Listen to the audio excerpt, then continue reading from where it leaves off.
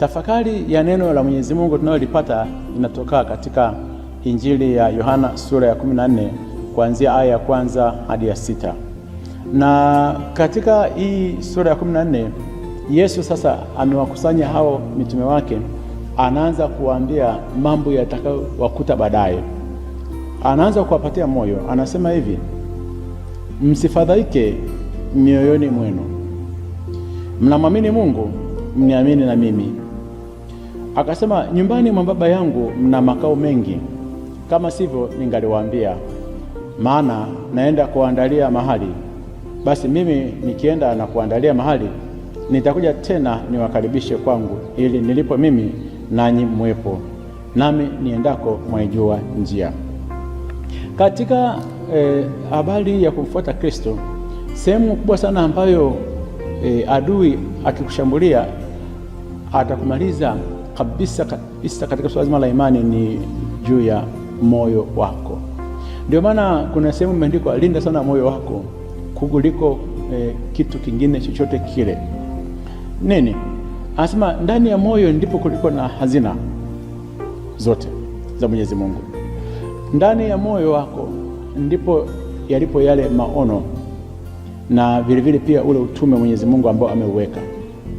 Sasa moyo huu ukifadhaishwa na matukio mabaya, ukaanza kunungunika, unakosa kabisa mwanga.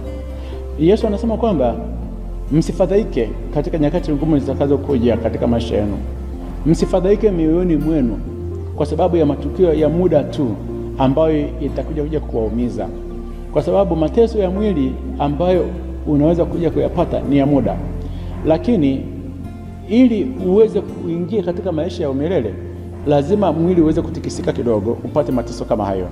Anasema ninaenda, anasema nyumbani kwa Baba yangu kuna makao mengi, na kama nyumbani kwa Baba kungekuwa hakuna makao mengi, anasema angetuambia, na anaenda kutuandalia huko makao. Hivyo basi maisha ya duniani hapa tunapita, tusije tukabwetika sana tukashikamana na vitu vya kidunia hivi tukaona kabisa kama maisha yameharibika.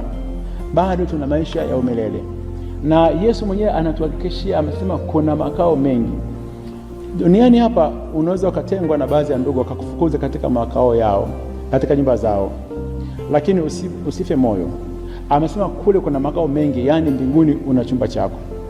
Kuna mtu mmoja alisema hivi, ukiona unafanya maombi mengi sana, Yesu amekaa kimya ajibu maombi, usihangaike. Kwa nini? Kwa sababu mara nyingine Yesu huwa anakuwa busy kule, anaandaa chumba chako kiasi kwamba anashindwa kuweza kusikiliza maombi yako. Hivyo basi ukiona Yesu hajajibu maombi, kaa tu kimya, furahi, kwa sababu anakuandalia chumba. Mbinguni kule hakuna kulala wawili, kila mmoja atakuwa na nyumba yake, atakuwa na sehemu yake nzuri kabisa. Na hii ndio maana Yesu anatupatia matumaini. Anasema kwamba kama ingekuwa ni kinyume chake angetuambia. Sasa anasema hivi, pale yeye alipo amesema na sisi tutakuwepo. Mazoezi ya kukaa na Yesu huko mbinguni tunaanza hapa duniani. Tenga muda katika safari ya maisha yako kuweza kukaa na Yesu. Kaa na Yesu wa Ekaristi. Tumia muda wako, kaa katika ukimya, ongea naye. Anza kufanya mazoezi ya kukaa na Yesu na kuongea na Yesu. Punguza muda wa kuweza kukaa na kuchati na kuongea na watu, kwa sababu watu hawa hutakuwa nao milele, lakini yule ambaye utakuwa naye milele anakusubiri huko mbinguni. Usifadhaike ndani ya moyo wako kwa magumu unayoyapata. Mbinguni una makao mazuri. Kaa na Yesu, atakubariki. Akulinde na kubariki Mungu Mwenyezi, Baba na Mwana na Roho Mtakatifu. Amina.